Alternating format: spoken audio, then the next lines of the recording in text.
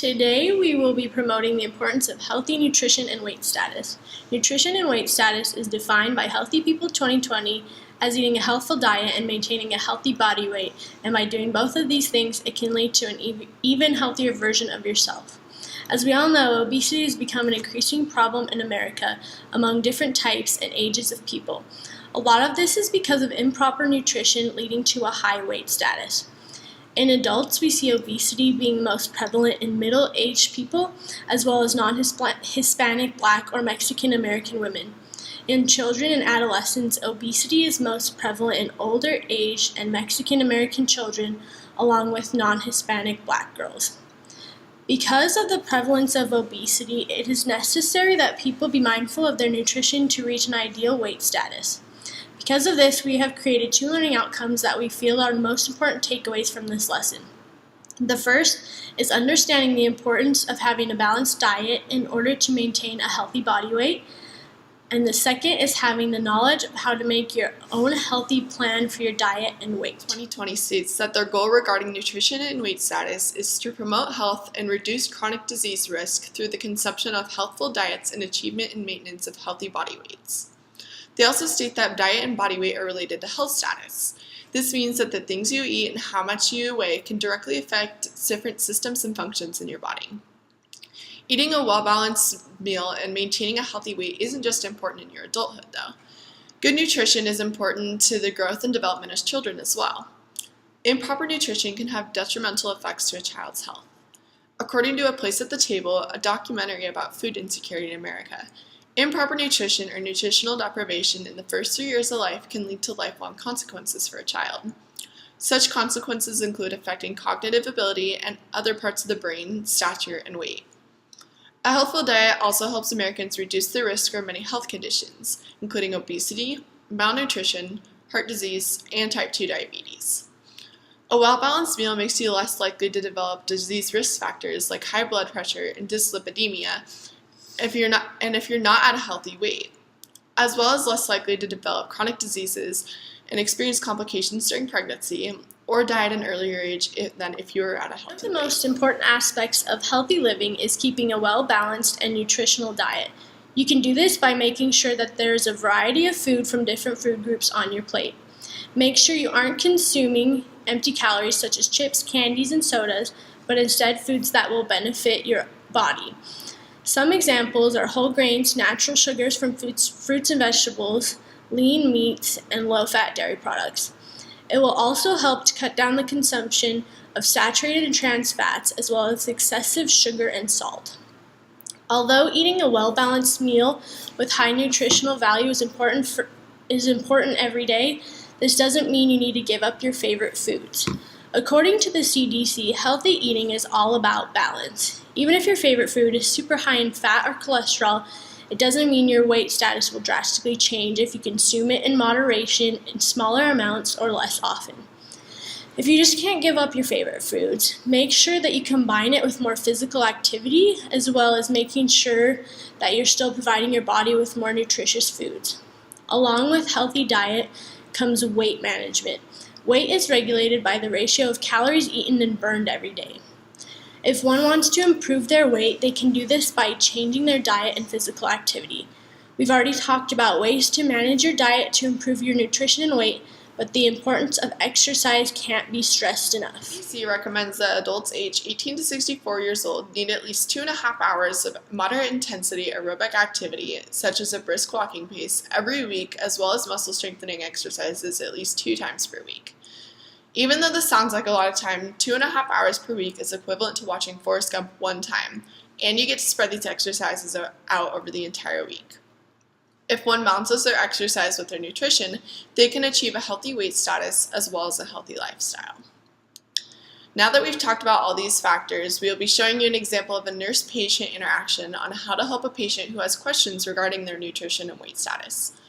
The scenario will begin in the middle of the health history questions, asking about a general attitude toward the patient's health. So looking at your overall health is, tell me about it. Is there anything else you want to change, or are you overall happy with it? Tell me a little bit about it. So overall, I'd say I'm pretty happy with my health. Lately, I've been kind of trying to work on keeping that balance between having good nutrition and weight status, but I really just can't seem to reach that goal, so is there any way you can help me try and figure that out? Of course, nutrition and weight status are key in making sure that your body is overall healthy and that all your systems are functioning properly. And so, when looking at your current diet, can you tell me what you eat in a typical day? So most days, sometimes I skip breakfast, sometimes I'll just have a small granola bar, depends on the day. But for lunch, it kind of varies. I will eat pasta or a sandwich and chips or pizza.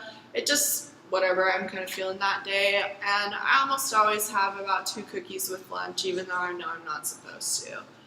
For dinner, it also depends on what I ate for lunch. Most of the time I try and incorporate some kind of meat into there just to try and add that portion in.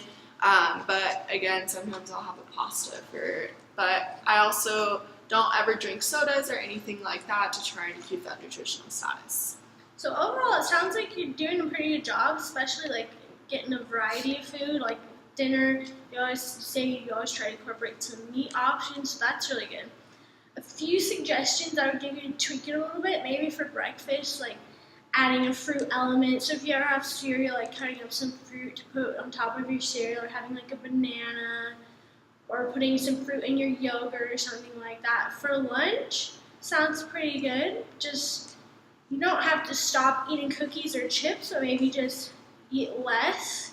Like maybe have it a few times a week instead of every day, or if you do want to have it every day, just maybe eat like one and then have like some fruit or a vegetable to kind of incorporate some of that natural sweetness into it.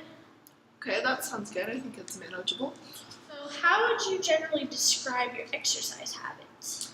I do exercise pretty often and pretty regularly at a decently vigorous pace, but I also switch between cardio exercises and different weight training exercises. That is perfect. Make sure you keep that up, as well as those few things that we talked about to help you reach your goal. If there are any other questions or concerns you think you might have about your diet and you need some more consulting, we can get you with the dietitian and specifically work on like specific target areas. Okay. I think I'm going to try and work on it on my own first, but I'll definitely come back if I need more help in that area. Sounds good. Do you have any more questions for me? So, do you have any other tips on how to incorporate like fruits and vegetables into your daily diet? Because I feel like that's what I struggle with the most. Of course. Maybe just try having like a fruit bowl out on the table with like some apples in it, so then you're more likely to grab an apple because it's there and you can see it, rather than having like some chips and cookies or something. Also, you can cut up some fruits and vegetables ahead of time and maybe do some meal prep like during the weekend, so you have some stuff ready for the week in case you're in like a hurry or a rush. Awesome. All those sound pretty simple and easy to do. Thank you so much for all your help. This is a really good example of a positive nurse-patient interaction because of how the nurse not only educates her patient, but helps her set goals instead of she needs ongoing help and treatment, that she can set up an appointment with a dietitian who's more knowledgeable in the field. Even though there are so many reasons why it's important to keep a healthy nutrition and weight status, we will still see people who are unable to meet these goals because of certain barriers. Some of these barriers are not as easy to overcome as simply just changing your diet or exercise. Examples of these barriers are physical, social, and educational. For example, physical barriers of diet include access and availability of healthy food, places people eat, and marketing.